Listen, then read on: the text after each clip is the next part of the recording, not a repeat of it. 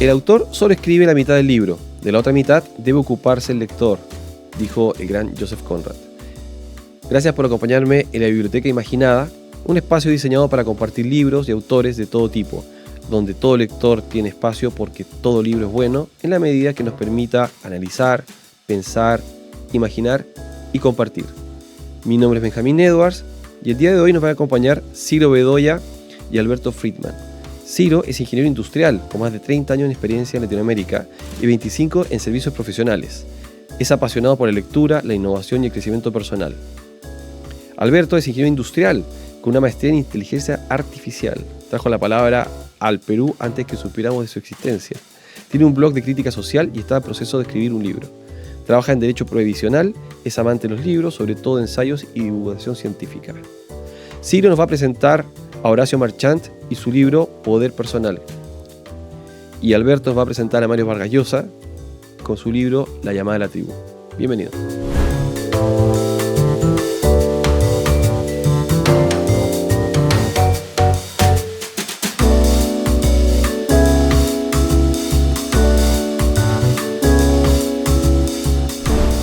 Conocemos hace un buen tiempo ya. Los dos están en el club, ¿no? Participan activamente y los dos tienen algo que es súper interesante, son ingenieros. No sabía que sí eres ingeniero. Sí. Yo iba a decir que tienes cara de ingeniero. Lo que tiene Alberto es que es ingeniero y su maestría es de inteligencia artificial por principio del año 2000, que tú eres usuario asiduo de la IA. Sí, yo estudié algo de, digamos, de Watson en el 2014-15, pero en esa época pues es años luz de lo que es ahora, ¿no? Claro, ha cambiado muchísimo. Total.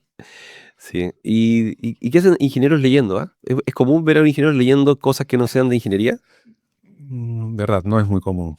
No es muy común. Yo sí podría decir que conozco muchos amigos que leen y leían, ¿no? En la época de la universidad, muchísimo, muchísimo. Es más, siempre creo que hasta el día de hoy la oveja negra, porque ellos sí eran muy, muy leídos.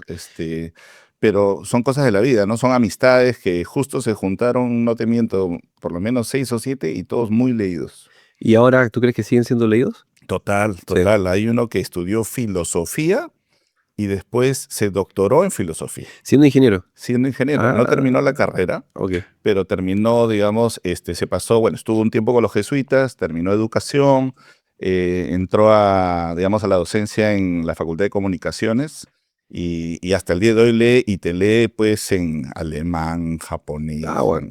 Sí. Es un caso raro, ave rara.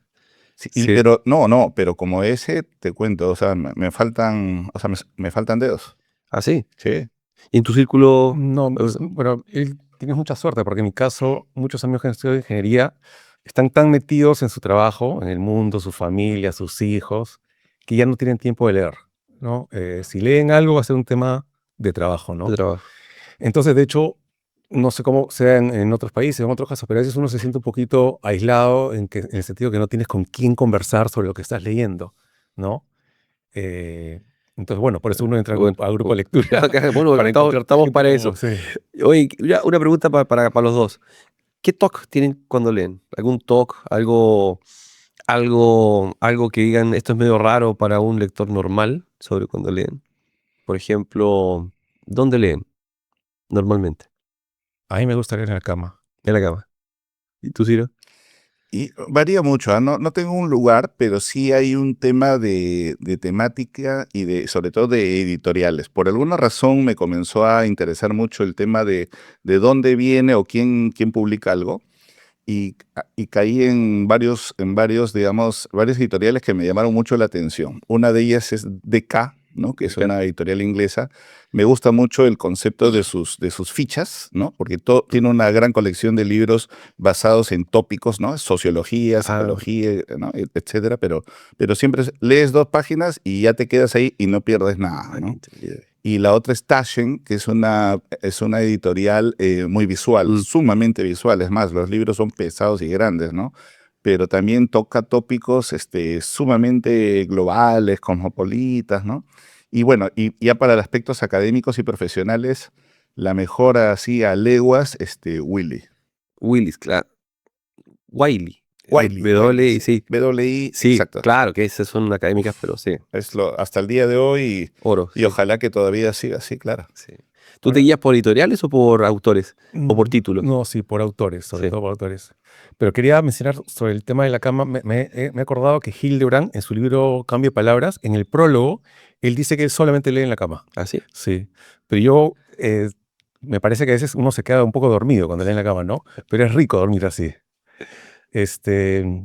Bueno, lo que te decía es sí, son más que todo autores. Editoriales no me fijo mucho, ¿no? Trato que sean autores de renombre, ¿no? Muy- No basta que alguien me recomiende un libro, siempre trato de buscar algo más reconocido. Que ya esté sonando fuerte. Creo que alguien, Héctor Echeverría del grupo, también decía eso, ¿no? Que lee lo que está en listas o en los book reviews, etcétera, ¿no? Bueno, hay una forma de poder acceder a los libros. Dicho eso, tú trajiste un libro de un autor famoso. Más o menos ¿Sí? famoso, más A o ver. menos. Cuéntalo. Es, bueno, no sé si se ve en la cámara, La llamada de la tribu, de Vargas Llosa. Em, bueno, llegué a este libro porque me gusta la filosofía política, básicamente. Y este libro es, digamos, uno de los más importantes, si no el más importante de las últimas 5 décadas sobre liberalismo, ¿no? Democracia y liberalismo.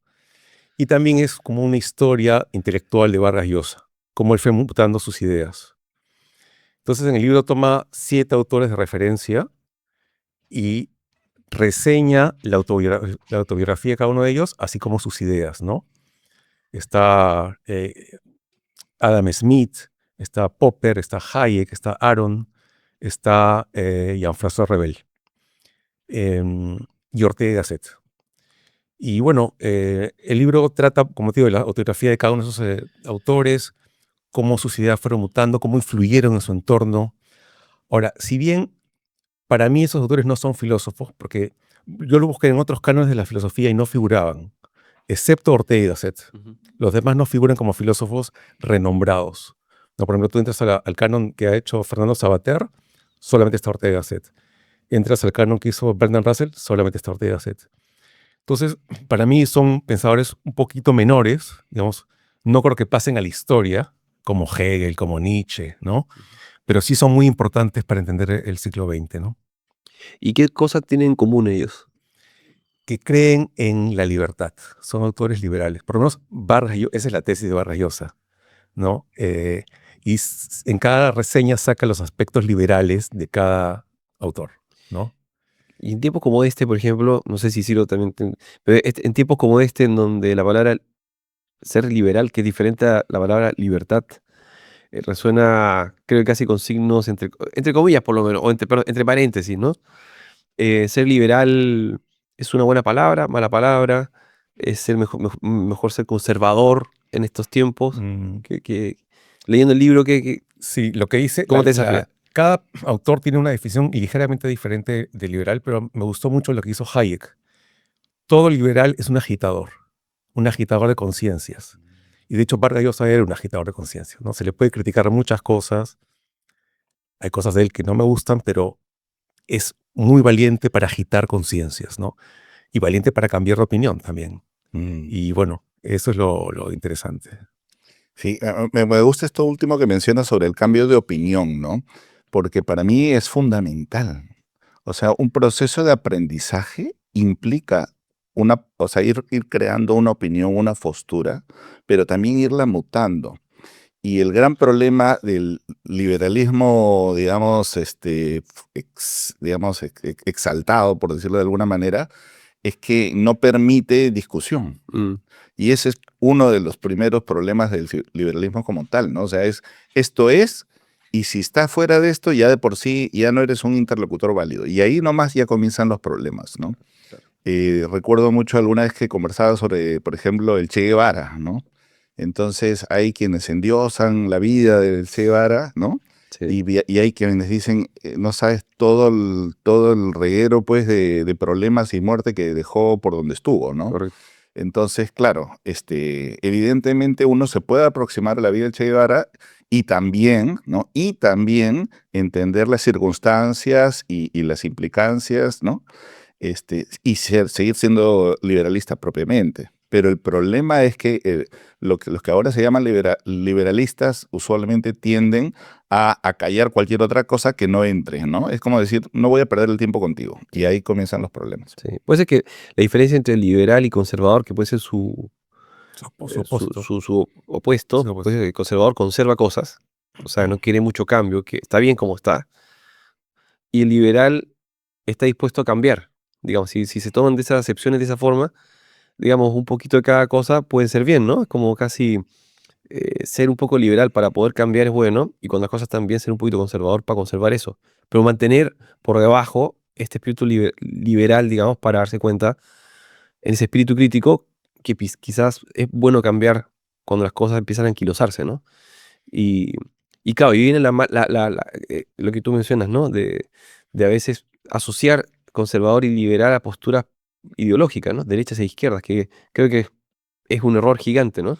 Claro. Hay derechas liberales, hay izquierdas conservadoras, ¿no? Y bueno, podríamos conversar todo el día sobre eso, pero Pero, digamos, el punto es o sea, para mí por lo menos es que Vargas Llosa tuvo el arrojo, ¿no? La valentía, la osadía prácticamente, porque es osadía, Sí. de entrar a hablar de política. Y eso de por sí ya determina una línea muy clara de lo que es verdaderamente, para mí por lo menos, el liberalismo, ¿no? sí. Porque hay otras personas que no, ¿no? Dicen, esto me gusta, esto no me gusta. Entonces, el estar dispuesto a hablar de política, que es de lo que más adolecemos, o sea, saber conversar, saber sentarse a la mesa, debería ser el mayor legado, digamos, de haberlo leído, creo yo, ¿no? Sí, de hecho creo que del boom es el único que se involucró realmente en política, ¿no? En políticas liberales. Sí, pero Sí. digamos que, por ejemplo, García Márquez era más de izquierda, pero él no da muchas entrevistas. Creo que ya dio 2 entrevistas sobre política y nunca más. En cambio, Vargas Llosa, prácticamente todas las entrevistas que daba eran sobre política, sobre la realidad política del mundo. Lo valiente de él es que él por lo menos entraba a jugar el partido, o sea, entraba a discutir, ¿no? Los otros autores del boom, por ejemplo, se replegaban un poquito más. Como te digo, García Márquez, Cortázar, no se les conoce mucho eh, su, su vehemencia política como Vargas Llosa, ¿no? Su tenacidad en la política. Correcto. Y ahora, bueno, y los autores de ahora están comprometidos políticamente, pues en esa época sí había compromiso político, digamos, Revolución Cubana, todo intelectual era pro revolución en los años 60, 70, hasta que se descubrieron las barbaridades, pero pocos fueron valientes como Vargas Llosa a cambiarse, el otro fue Jorge Edwards, creo, pero digamos que se dieron cuenta y empezaron a renegar, digamos, de eso y decir, oye, hay más mundo que una visión sesgada, ¿no? ¿Y tú crees que en ese libro que nos estás recomendando podemos encontrar pistas de cómo enfrentar, digamos, las ideas o cómo argumentarlas de otra forma? Bueno, Vargas Llosa las argumenta muy bien. O sea, realmente tú lees este libro y sales convencido de que el liberalismo es la mejor forma de vida, de organización del mundo. Y además que sales convencido que el liberalismo y la democracia son 2 caras de una misma moneda. Pero leyendo el libro de Atilio Borón, que se llama El hechicero de la tribu, que es un libro que hace este autor argentino en respuesta a Vargas Llosa, bueno, aún no lo he leído, pero he escuchado conferencias de Atilio Borón, dice que Vargas Llosa no profundiza mucho en los autores, sino que solamente rasca por encima lo que ellos piensan, pero no muestra su lado, digamos, su lado B sobre otras ideas que tuvieron esos autores. Entonces, por ejemplo, un ejemplo, Adam Smith, Vargas Llosa usa mucho, describe mucho el libro La riqueza de las naciones de Adam Smith, pero Adam Smith tiene un libro previo que se llama La teoría de los sentimientos morales, Ujú. que es un libro muy diferente de La riqueza de las naciones. Entonces Atilio Borón dice, ¿por qué no Vargas Llosa habla también de ese primer libro? Y esa misma crítica le hace a los 7 autores, Es ¿no? un buen punto, ¿no? Sí, muy buen punto. Es un buen punto. Lo que ocurre en la práctica es que el ser humano de por sí, yo creo, y un poco, y eso ya vendrá con el segundo libro, el ser humano es complejo, ¿no? Complejo no en el sentido de acomplejado, ¿no? Sino que tenemos pues los famosos, como le llaman, claros y oscuros, ¿no? Los claroscuros. Y sin ponerle la connotación, digamos, de esto es bueno y esto es malo. Simplemente hay cosas que vemos y que no vemos. Y yo creo que ahí ha habido un proceso, por ejemplo, hablando del caso de Adam Smith, que es bien interesante. Claro, él elabora algo y de repente más adelante se da cuenta de las implicancias y posteriormente elabora algo que busca, entre comillas, complementar o balancear o, ¿no?, darle otra mirada. Y nuevamente es un ejercicio de alguien que realmente es intelectualmente curioso y tiene, ¿no?, una visión, o va desarrollando una visión, pero al final hay que recordar que un libro es la última versión que de repente que el editor te permitió Correcto. sacar, ¿no? O sea, y de repente no es una cosa terminada, igual en un segundo libro, etcétera. Entonces, yo creo que uno tiene que tener esa amplitud. Y ahí es donde, y ahora hablando de los intelectuales, yo no me considero intelectual, fallan, ¿no? Porque entran a ese concepto del dogma de yo pienso así, tú piensas así, yo leí más, que era una cosa que, volviendo un poco al punto de las amistades de la universidad, yo sentía que se caía muchísimo. Mm, O sea, yo sí he leído más, yo he leído esto porque el otro dice eso. O sea, era una competencia, bueno, no sé si sana o no, competencia de quién leyó más, quién mm. tiene más bagaje. Y ahí también la cosa se pervierte, ¿no? Sí, sí, sí, quizás, sí. Em, mencionaste lo de Hayek. ¿Cuál era el concepto de Hayek? Esa palabra, esa Sí, frase. todo liberal es un agitador. Ya, quiero tomar eso, después Sí. para entrar a Liberal. tu sugerencia, a tu libro. ¿Tú Ujú. crees que qué agitador tiene Horacio. o complejidad tiene lo que Horacio propone? Bueno, Horacio fue un profesor invitado en muchas promociones en una maestría que llevaba digamos, en el lugar donde yo trabajaba en la firma. Y el profesor es de marketing, de hecho, este es de tu área Sí, sí. total, ¿no? Él es, digamos, digamos, profesor en posgrado en el TEC de Monterrey, ¿no? Allá tiene, creo yo, muchísima audiencia. O sea, pensemos en Monterrey como un lugar con un nivel de actividad económica, pues, lo más cercano a Estados Unidos, por Súper. decirlo de alguna manera, ¿no? Y en ese espacio él conoce mucho, sabe mucho, digamos, ha desarrollado mucho y también viene el aspecto de la vivencia personal, ¿no? Entonces yo diría que este libro y un poco lo que conversamos un poco antes de entrar al podcast con Alberto también es otro tipo de agitador. De hecho, a él le gusta mucho el concepto de la oveja negra, ¿no? Porque lo que dice es, bueno, todos nos encuadramos y nos adaptamos a circunstancias, pero tiene que haber un momento en el cual haya valentía personal para encontrar lo que a uno le hace sentido, ¿no? Lo que a uno le resuena, como se dice en los últimos años, y, digamos, arriesgarse por eso, ¿no? Ujú. Entonces, el libro como tal, digamos, es casi como un compendio de muchas cosas basadas en la psicología, la historia, la mitología, la psiquiatría, y mucho de management, también mucho, de alguna manera, relacionado con las personas, ¿no es cierto? Con ese proceso de desarrollo del ciclo de vida, también un poco la parte evolutiva, muy importante, sabernos que somos Vamos seres cambiando. en proceso, ¿no? Sí, en proceso. En proceso, ¿no es cierto? Entonces, agarra todo y de hecho es uno de estos libros que yo no le llamo esos libros como una novela, un poco lo que le comentaba Alberto, de comienzas y terminas, sino es un libro casi de consulta que lo agarras, te provoca pensar en media página y probablemente hasta lo sueltes, porque ya ahí te dejó pensando y ya echaste tu a andar, ¿no? Y eso es lo bonito, ¿no? Es un libro que uno puede, digamos, al cual uno puede recurrir y te digo, en media página te tiró una bomba que te puede hacer dar vueltas, ¿no? Ah, Y bueno, y es un libro muy personal, y ese es el otro elemento, porque es un libro que él debe haber hecho varias publicaciones en el ámbito del marketing y del management, sin lugar a ventas. dudas, un poco en la línea también de lo Sí. que tú también tienes experiencia, Benja, pero este es un libro personal y, y nace a partir de una experiencia personal a los 22 años en las cuales él pasa por un proceso de depresión de 2 años prácticamente, ¿no? Entonces, y cuenta toda la historia, por supuesto, ¿no? Y además él siempre fue, entre comillas, muchacho modelo, primer puesto, cuadros de honor y todo, ¿no? Y a los 22 simplemente se le paró todo el mundo y dijo, esto no va para ningún lado, ¿no? y cuenta su proceso personal.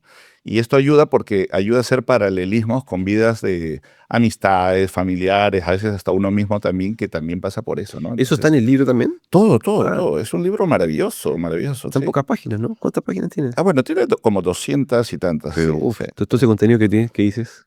O sea, lo que pasa es que él indica, ¿no? O sea, ¿dónde se provoca el concepto del poder personal? En una vivencia personal, Ujú. ¿no? En la vivencia de, oye, yo pasé por una depresión y ya un poco entrando, digamos, en detalle, de repente spoileando,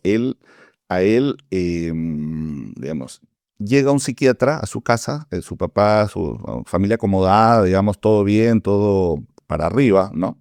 En esa época no había ninguna cultura de qué cosa es una depresión, por ejemplo. Y prácticamente el papá le dice, bueno, consiga un buen amigo psiquiatra que acaba de llegar, creo, a México, y le dice, oye, tengo a mi hijo. Y lo que hace este psiquiatra es, lo atiende eh, prácticamente a diario, ¿no? Llegaba a las 4 de la tarde y se quedaba con él hasta las 7, 8 de la noche, más o menos, de lo que yo más o menos me acuerdo. Y conversaba. O sea, no había tratamiento farmacológico, digamos, como, ¿no? Sino era un tema más espiritual, existencial. Y una de las cosas, digamos, que hace el twist es el psiquiatra le comienza a dar libros. Bueno, te voy a dar unos libros. A ver, mira, este es un buen libro para esto, ta, ta, ta. Y comienza a devorar los libros. Los devora día a día o, no sé, semana a semana, de ya entendí esto, ahora mira, acá hay otro, ya eso. Y comienza en una vorágine así de, no sé, durante esos 2 años, etcétera, digamos, devorar libros. Y si tú ves, porque además tiene un podcast, ¿no? No sé si lo seguirá haciendo, ¿no? Pero lo pueden encontrar en Spotify y en YouTube. La palabra es así, a tal cual, alucinante, digamos, su espacio. O sea, tú vas a ver un montón de libros, vas a encontrar un montón de muñecos, vas a encontrar un montón de papeles, ¿cómo se llama? Y ahí graba su podcast. Y invita a y sus invitados son absolutamente fuera de serie. O sea, son dueños de empresas, empresarios, CEOs, también gente digamos, de las áreas sociales, pero gente muy, muy versada. Es impresionante. Yo lo seguí hace unos 3 años, más o menos, ya hace algún tiempo lo dejé. Ujú. Pero es uno de esos libros que tú dices, este es un librito como este concepto de cabecera, ¿no? Donde agarras, El libro de cabecera. pescas y lo sueltas, ¿no? ¿Qué libro de cabecera tienes tú, Alberto? Libro de cabecera, ¿te refieres a que lo releo cada cierto tiempo o que Sí, lo recuerdo ¿tú lo mucho? recuerdas? O sea, que se queda marcado como le pasó a Ciro con este. Aunque lo ha dejado por 3 años, pero lo trajo hoy día, ¿no? Sí, lo encontré. Bueno, ¿te puedo decir 2 o 3? Sí, claro. Ya. Te puedo decir que mi autor así máximo para mí es un dios, es Octavio Paz. Mm. Es un dios. Cómo escribe, la belleza de su redacción, las palabras que usa. No solo lo que dice, sino cómo lo dice. De hecho, Vargas Llosa le dedicó un libro que se llama El lenguaje de la pasión a Octavio Paz. Y él tiene 2 libros que para mí son perfectos. Uno se llama Hombres en su ciclo y el otro se llama Inmediaciones. Inmediaciones, sí. Y Un hombre en su ciclo es un libro de ensayos sobre grandes pensadores del siglo XX, pero la forma como lo escribe es mágica. O sea, yo creo que uno no puede vivir esta vida sin haber leído un libro de Octavio Paz, por lo menos. Mira, Qué interesante. para mí nuevo, es bacán. Octavio Paz es espectacular, claro. Y es poeta, es ensayista, muy fuerte, ¿no? Creo que es el antecedente a Vargas Llosa casi. Sí, es 20 años mayor Sí. que Vargas Llosa. Es cuando porque tú lo que estás diciendo es que estás refugiándote en las palabras, en la forma en la que escribe, más que en las ideas, nada. O sea, encuentras paz en Octavio Paz, digamos, Exactamente. cada vez que lo lees. Claro, ¿no? Encuentras belleza en el lenguaje, crees que el mundo es lindo leyéndolo a él. Por ejemplo, él tiene un libro de poesía japonesa que yo lo leí. A mí, yo no sé nada de poesía, en mi vida leo poesía, pero solamente porque él lo escribió, yo lo leí, por la forma como lo escribe. Mira, interesante. O sea, libro de poesía japonesa porque, digamos, hizo una compilación o... Es como un ensayo sobre la poesía japonesa, la historia de la poesía japonesa, en qué consiste, cuál es la diferencia entre la poesía oriental y la poesía occidental. Más o menos por ahí iba el libro. Excelente. Y bueno, Para anotar. Vamos, estaba anotando, sí, de ese le pongo la idea. el otro que es para mí es Carl Sagan, que es un divulgador científico, que es para mí el mejor divulgador del siglo XX. Y el tercero, te voy a decir, es Bernard Russell, que es el filósofo inglés, que tiene unos ensayos alucinantes, que te rompen la mente. Por ejemplo, tiene un ensayo que se llama Ensayo sobre la ociosidad. Y te explica lo importante que es la ociosidad, o sea, el no hacer nada en la historia. Y por qué en el mundo debería haber mucho más ociosidad y menos producción. Y con eso te excomulgan de todo el sector corporativo. 100%. Con eso ya no consigues chamba en ningún lado. Y ya con ese libro en la mano, ¿no? Entrando Claro, a la... pero es que es cierto lo que tú dices, por ejemplo, ese punto, ¿no?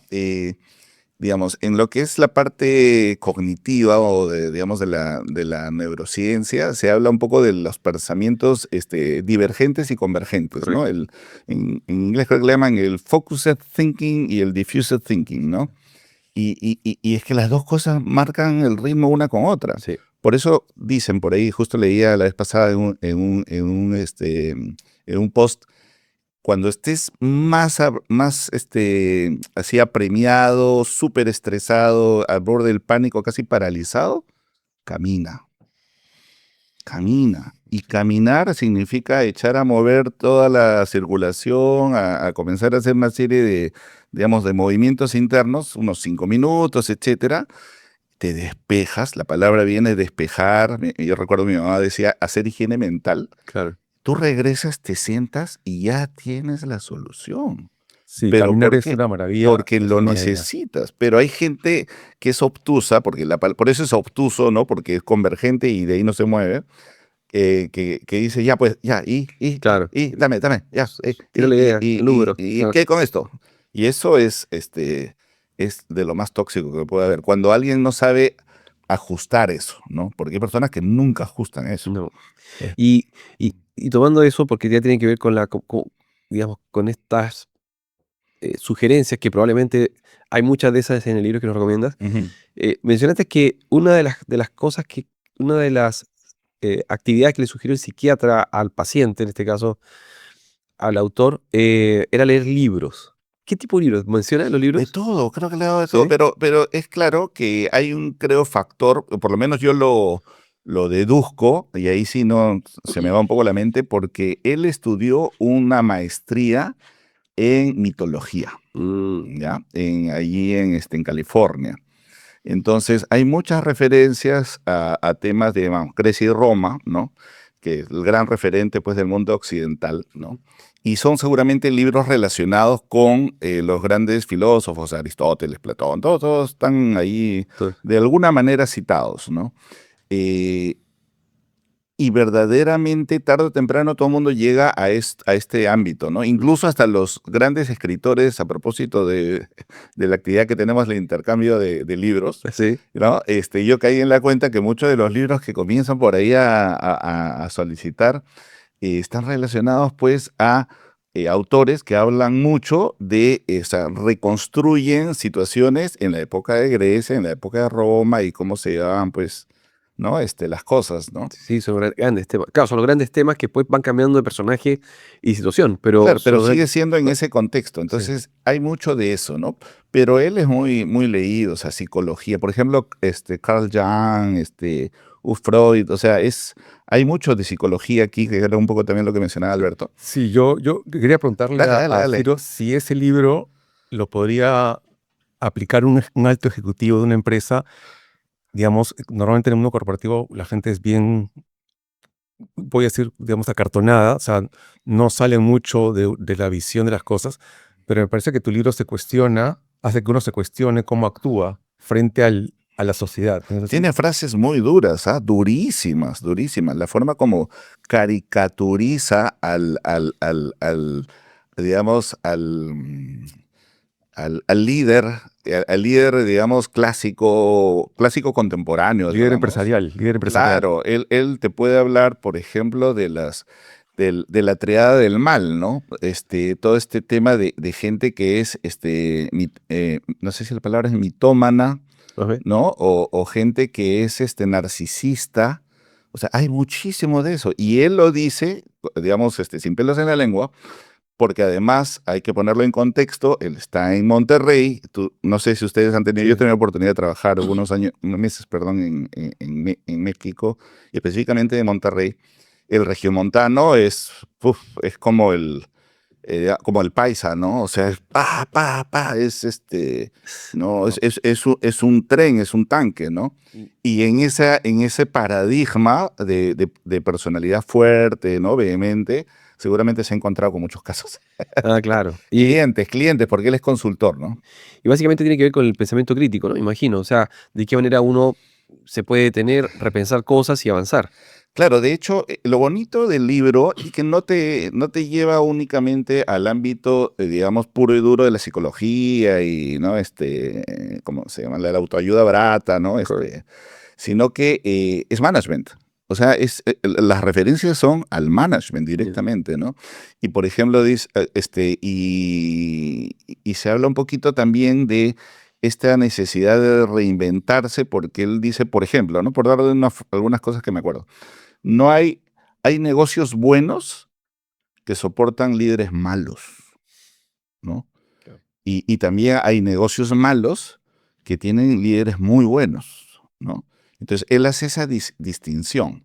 Entonces, ¿por qué? Porque en su introspección, digamos, él también sabe leer a las personas, pues, de marketing, ¿no es cierto? Claro. Entonces, rápidamente, en cuestión de segundos, creo que ya tiene una foto del personaje, ¿no? Y te va a decir las cosas que, bueno, si quieres las aceptas y probablemente se pelea con medio mundo, Claro. pero te las dice, Ya ¿no? dice. En su punto de vista, porque finalmente no es Dios, pues, ¿no? O sea, no es Octavio Paz, pero digamos, Me parece que, me imagino que te la dice no por WhatsApp, sino en la cara. claro, claro, como buen yo digo regiomontano, porque a mí se me pegó Regiomontano, qué buen nombre. claro, así de frente, directo, pues nosotros en Perú básicamente somos súper políticos, conservadores. Sinuosos para hablar, Sinuosos. ¿no? Sinuosos, No, así. o sea, trae aquí a conversar, y tú te das cuenta cuando conversas con ejecutivos de Chile, de Colombia, de Argentina, o los mismos mexicanos, dicen, oye, peruanos son, digamos, se escaldan de cualquier cosa, ¿no? Sí, pues. Y ese libro lo lees y encuentras y dices, sí, tiene toda la razón. Y cuando hay que explicarlo con uno, Sí. bueno, pero yo no. Es que justamente es una de las cosas que creo que está como mensaje, es, Claro, vas a decir sí, sí, sí, siempre porque es lo que ves, pero uno no termina pensándoselo para uno mismo, ¿no? correcto. Y ahí está la riqueza, por eso te decía que esto es así como para picotear. Ujú. Me pasó que cuando leí algunos comentarios sobre cuando salió recién este libro de Llamada a la Tribu, em, en LinkedIn, ¿no? En los foros, digamos, de ejecutivos, todo el mundo estaba de acuerdo con el libro. O sea, y eran grandes ejecutivos que escribían y hacían una pequeña reseña, lo acabo de leer. Era como especie más encima que se colocaban como su estrellita, ¿no? Sí. Mira, leí un libro y leí un libro de Vargas Llosa y más encima era un ensayo político, ¿no? Era como que primera vez se enfrentaban a algo así y lo reseñaban muy... pero lo que no se dan cuenta es que es muy incómodo para ellos. Es muy incómodo para ellos como puede ser el tuyo. O sea, tienen temas en común probablemente que los libros con los cuales uno está de acuerdo, con las temáticas está de acuerdo, o que porque universalmente es lo correcto, o es como debe enfrentar uno las ideas, se contraponen con como uno actúa o como actúa en consecuencia de los pensamientos de corto plazo, ¿no? O la cultura de la empresa, o cómo se definan, ¿no? Sí, me has hecho pensar que realmente los dos libros son libros que cuestionan, ¿no? Más haz tu comportamiento hacia afuera y más como tú cómo piensas, ¿no? Tu comportamiento hacia adentro. Pero eso sí tienen en común ambos libros. Sí, sí. Sí, y este libro tiene la primera parte justamente habla de la fuerza externa, ¿no? Porque todo lo que viene de afuera, el campo de fuerzas, es como exterior, y por eso él habla de poder, porque él dice, el poder es interior, nace de uno, ¿no? Y realmente, digamos, es un contrapunto interesante, casual, Sí, ¿no? sí. Sí. Ahora, Vargas Llosa, hablando del poder, cuestiona mucho el poder político, sobre todo la gente de izquierda, la gente más ligada al comunismo, al socialismo. Y me parece que Vargas Llosa no cuestiona suficientemente, o realmente casi no cuestiona, el mundo corporativo de hoy. Y creo que ese sería la gran falta que tiene él en general. O sea, no lo he visto a él criticar el mundo corporativo, el mundo empresarial, que es un mundo que tiene mucho poder. De hecho, a veces hay corporaciones que tienen más dinero que los propios países.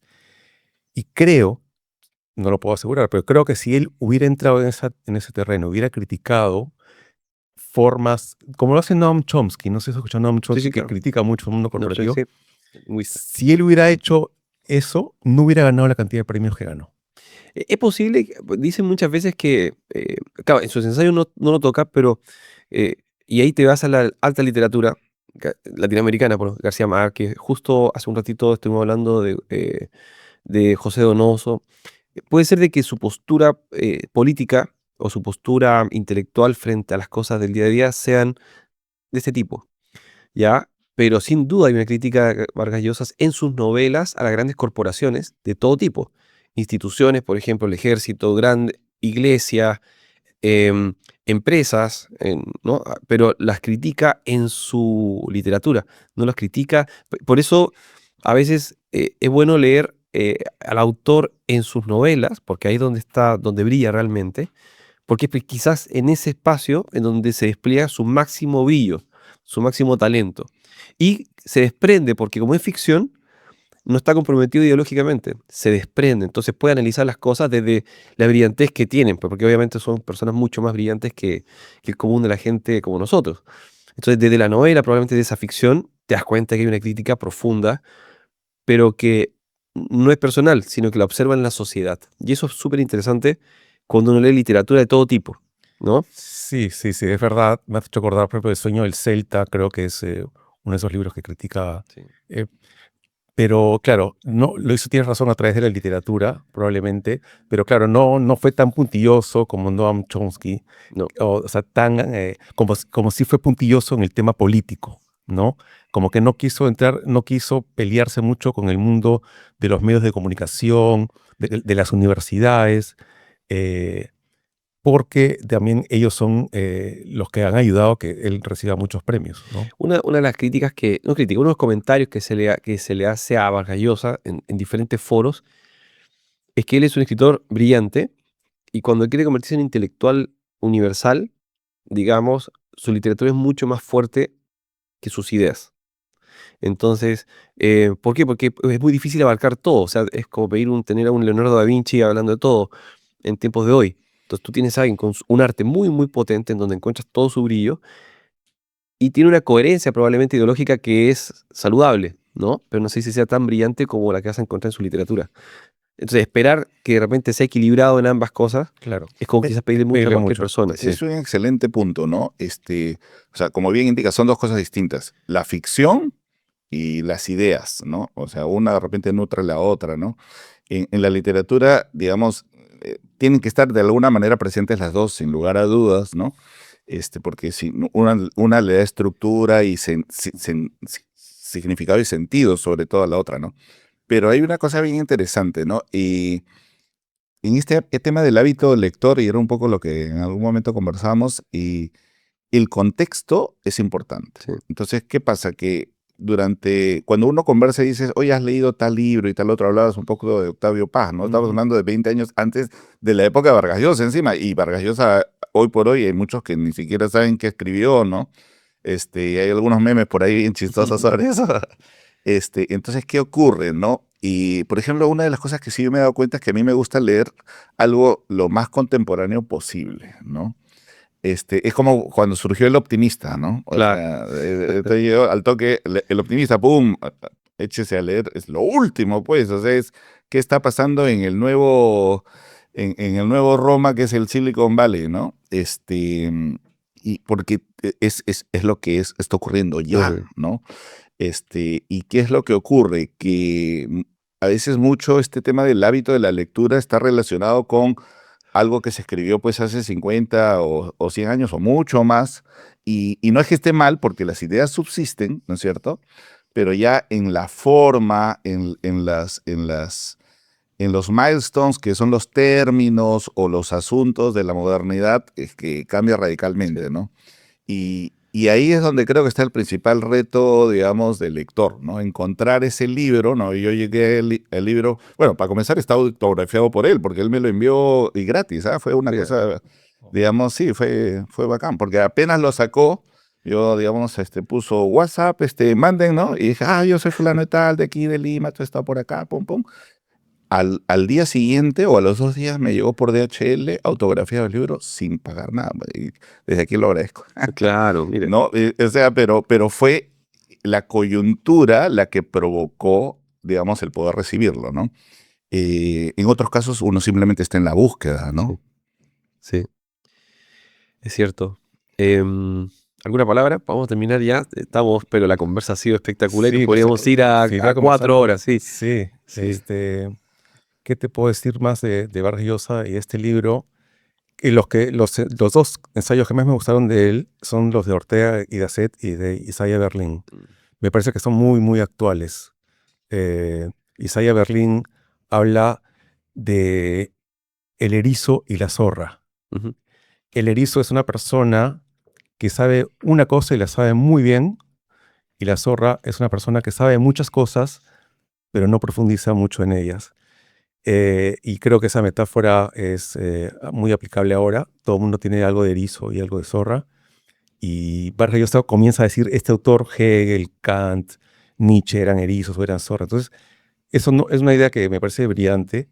Y también su idea de la libertad negativa y la libertad positiva creo que también es una idea muy, muy presente. Que creo que hay que revisarla cada cierto tiempo, ¿no?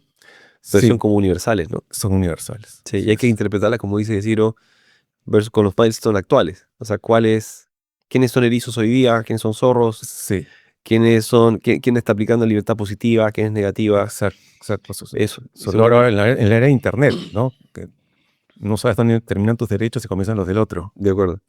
Ahora que hablas del erizo, y con esto también yo cierro y por mi lado, digamos, y conecto con este tema. Estaba con un cliente, estamos haciendo una serie de trabajos de team building, desarrollo en equipo, y la CEO, que era una chica joven francesa, ¿no? En la reunión éramos como 50, y yo, pues, o sea, estaba el ambiente, ¿no? ¿Qué libro digamos, o qué tema de liderazgo, libro o curso recuerdas de liderazgo? Y ella había estudiado matemáticas, ciencia, o sea, en teoría no había llevado nada de management, ¿no? Pero era súper capa porque trabajaba pues en el sector de agroindustria, ¿no? Entonces, y me comentó, digamos, me dijo, mira, no he llevado mucho, pero sobre temas de liderazgo yo me acuerdo mucho del erizo. Y yo me quedé así como, a ver, cuéntame eso, porque yo nueva para mí, ¿no? Y hay una teoría de erizos, no sé si es Schopenhauer, uno de estos, no me acuerdo del apellido, y él dice, bueno, y después busqué rápido, y la teoría del erizo es la gente cerca, pero no tan cerca. O sea, los erizos cuando tienen frío se juntan, Sí. pero no pueden juntarse tanto porque se lastiman, pues. Entonces, sí, pues son mamíferos, pero no por ponerse, digamos, no por guarecerse, digamos, del frío se juntan tanto.